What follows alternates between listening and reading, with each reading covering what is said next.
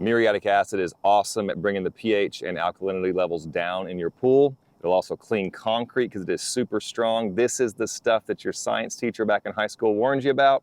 Let me show you how it works. So our pool is 29,000 gallons and it is salt water. And salt water means we're always going to be fighting the high pH levels and the high alkalinity, which is where your muriatic acid comes into play to bring those levels down. So for my size of pool, a half a gallon every week or two has been great. You do the math on your stuff. So first of all, as far as safety precautionary stuff, the mask, the goggles, and the gloves are a must. You don't have to, but as soon as it touches your skin or you breathe it in, you're gonna wish you did. But here's what you wanna do. You wanna go to the deepest end of your pool, and I'm gonna do a half a gallon. I don't want this stuff touching my diving board. I don't want it touching the coping.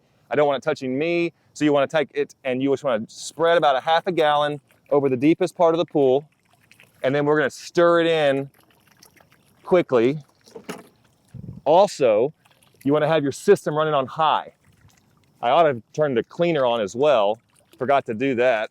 But you want your system on high so it can circulate this stuff quick, because you don't want it sitting on the bottom of your plaster on the bottom of your pool. So here we go. I got about half a gallon in. I'm going to put this aside. I don't want this on my concrete. I want to put it over here in the grass. And then I'm going to quickly take my brush and just help stir it around so that it's not just collecting on the bottom. And that is about all of it.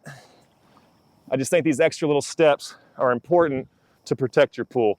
Muriatic acid's great. If you've got junk on your concrete that needs to be cleaned, it'll take it right off. You definitely want to mix it.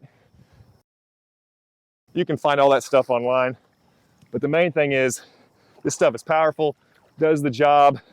It's an affordable fix for high pH and alkalinity. Just don't pour it in the shallow end, and just don't pour it all in one spot. You got to help mix it up. There you go. Hope that helps.